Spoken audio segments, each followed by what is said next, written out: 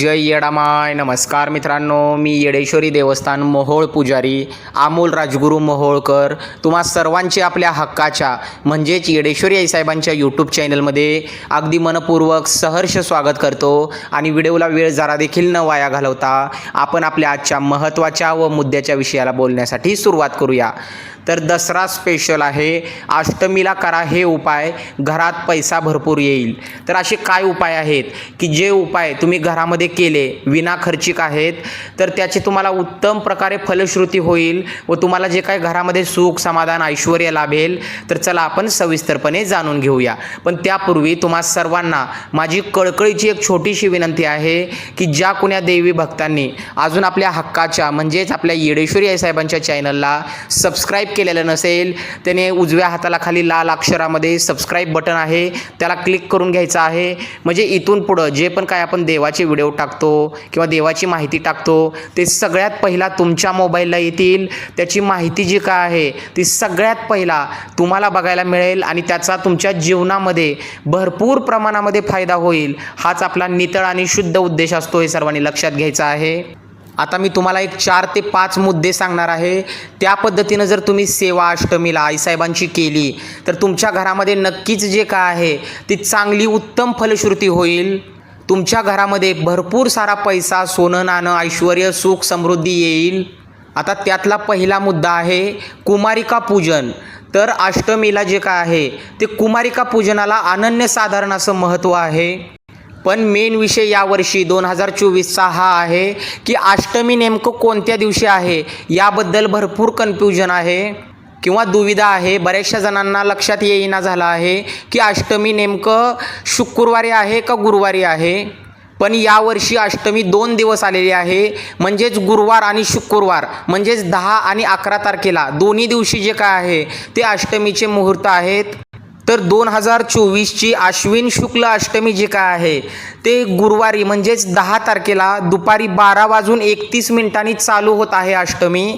ती शुक्रवारी 11 तारखेला 12:06 जे काय आहे ते अष्टमीचा मुहूर्त आहे. त्यामुळे 10 आणि 11 या दोन्ही दिवशी तुम्ही अष्टमी तिथी जी काय आहे ते साजरी करू शकता किंवा अष्टमीला तुम्ही ज्या काही विधी करता ते गुरुवारी आणि शुक्रवारी दोन्ही दिवशी करू शकता.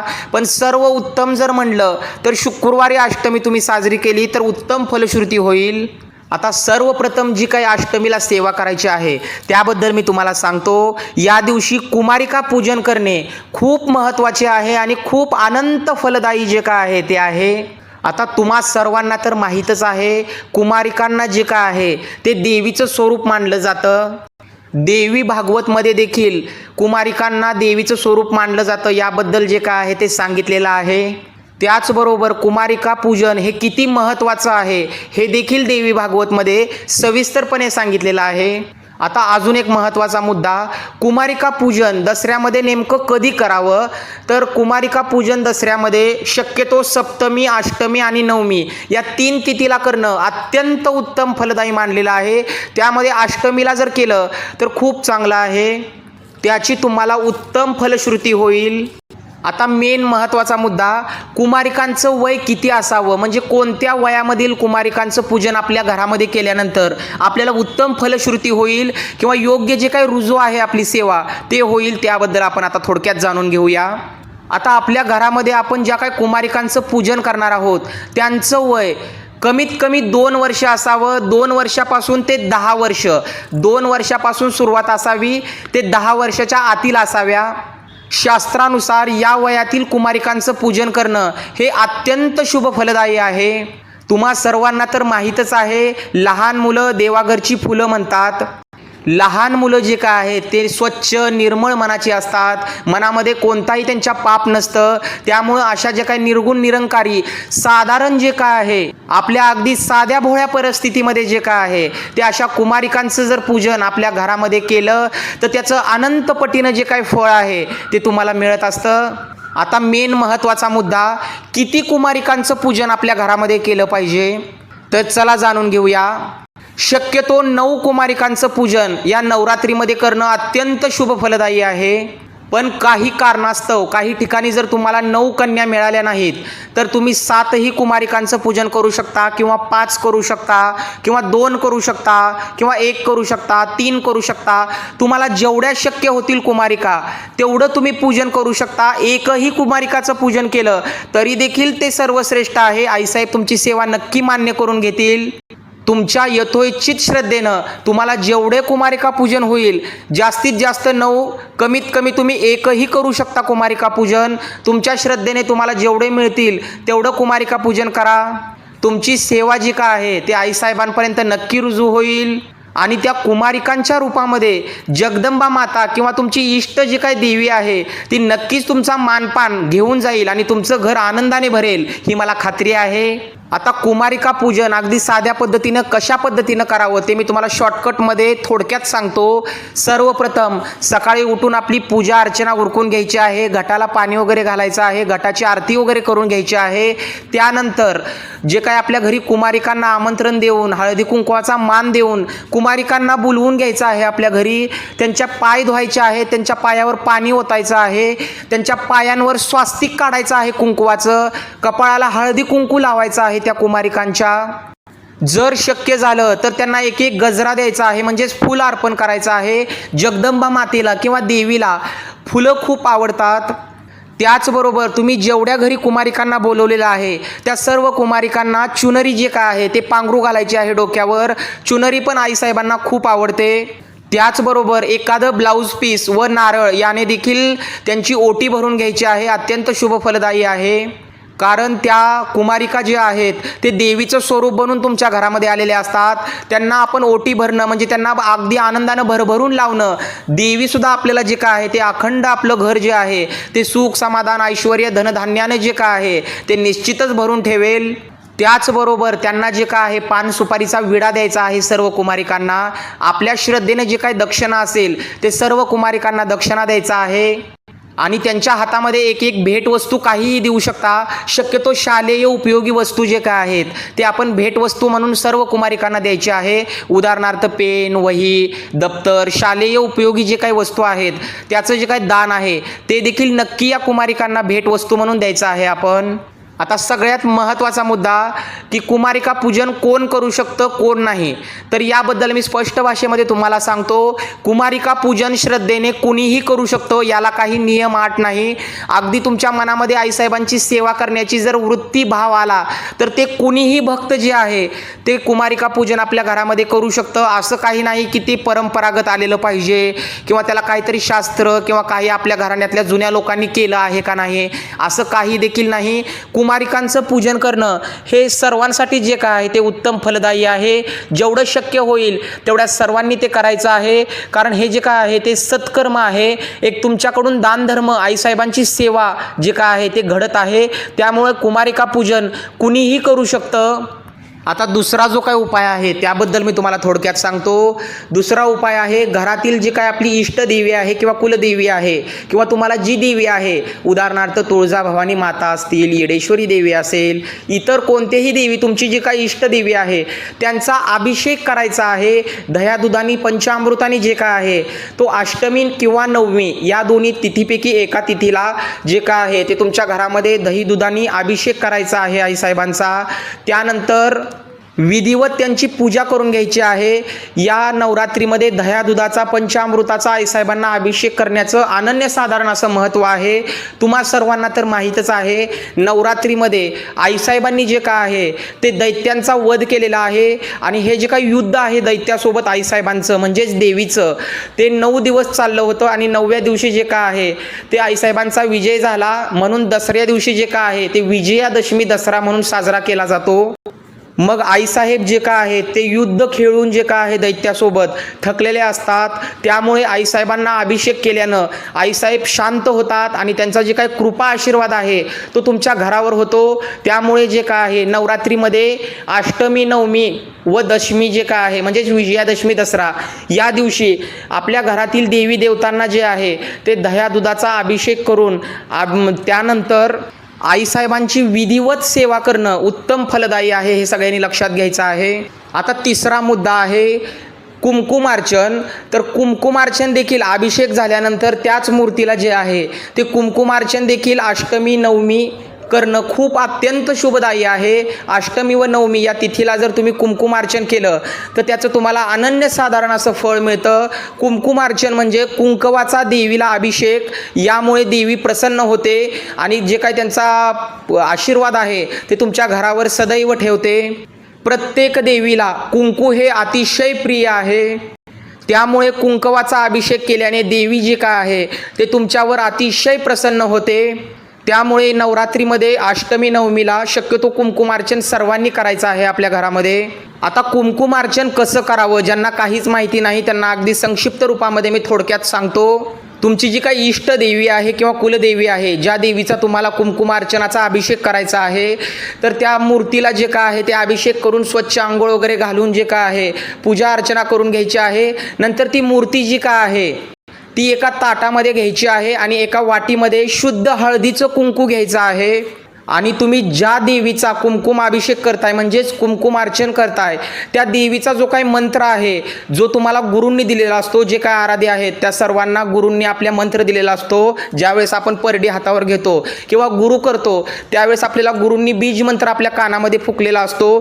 तो मंत्र देखील तुम्ही जे काही कुमकुमार्चनाच्या वेळी वापरू शकता. तुमचा मंत्र देखील अजून सिद्ध होईल आणि आईसाहेबांचं देखील कुमकुमार्चनाचा अभिषेक पूर्ण होईल. आता हा जो काही मंत्र आहे तो तुम्ही 51 वेळेस, 108 वेळेस, 1001 वेळेस किंवा 1011 वेळेस जे काय आहे तुम्हाला जेवढं शक्य होईल, तुमची भावना, श्रद्धा, तुमची जी काही सेवा करण्याची जी काही तळमळ आहे त्यावर ते डिपेंड आहे. अगदी 11 पासून तुम्हाला जेवढं शक्य होईल तेवढ्या वेळा तो मंत्र म्हणायचा आहे. आणि मंत्र म्हणून झालं की जे काय कुंकू आहे त्या वाटीमधलं ते कुंकू त्या आईसाहेबांच्या मूर्तीवर जे आहे ते अगदी त्यांच्या डोक्यापासून ते पायापर्यंत पडावं या स्थितीमध्ये जे काय आहे ते कुंकू आईसाहेबांच्या जे काय शरीरावर आहे किंवा त्यांच्या जे काय अंगावर आहे आईसाहेबांच्या, ते कुंकू आपण सोडायचं आहे अलगदपणे, म्हणजेच त्या कुंकवाचा अभिषेक होईल. अशा पद्धतीनं 11 वेळा, 21 वेळा, 51 वेळा किंवा 1000 वेळा किंवा 1001, 1011 किंवा 551 किंवा 500, 700 अशा क्रमामध्ये तुम्हाला जेवढं शक्य होईल तेवढ्या क्रमामध्ये जे काय आहे जास्तीत जास्त करणं उत्तम फलदायी आहे. आणि त्याहूनही अधिक महत्त्वाचं, तुम्ही किती श्रद्धेने आणि मनापासून करता हे खूप महत्त्वाचं आहे.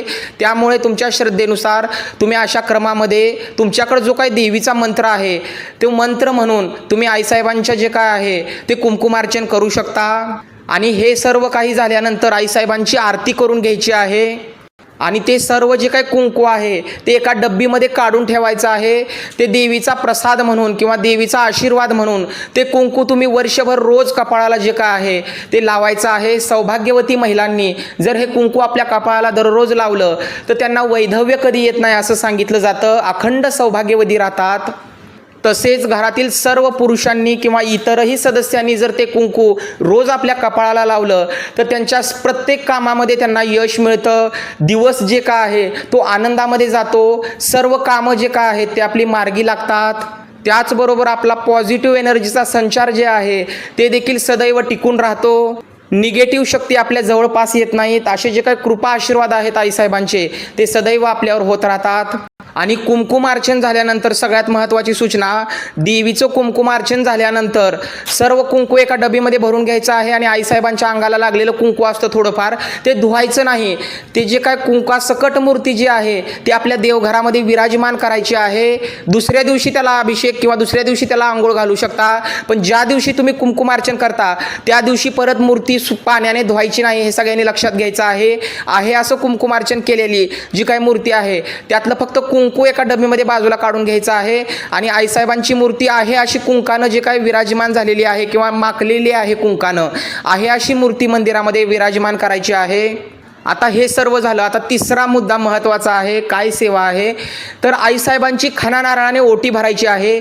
तर मी तुम्हाला आताच सांगितलं, नवरात्रीमध्ये 9 दिवस जे काय आहे ते आपल्या घरातील देवीने जे काय आहे ते दैत्यांसोबत युद्ध खेळलं होतं, त्याचं प्रतिरूप म्हणून आपण दसरा जे काय आहे तो साजरा करत असतो. तर आईसाहेबांनी दैत्यासोबत युद्ध करून आईसाहेब जे काय आहेत त्या थकलेले आहेत आणि त्यांचा विजय झालेला आहे.